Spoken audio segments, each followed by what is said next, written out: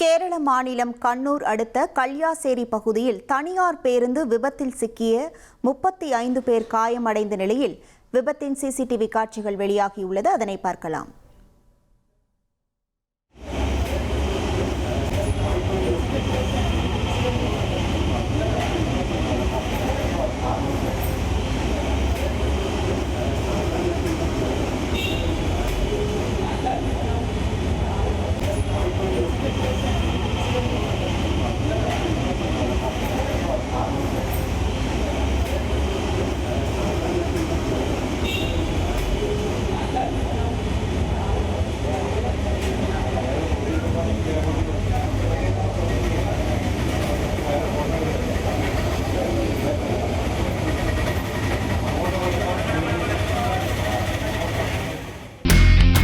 இனி செல்லும் இடமெல்லாம் செய்தி.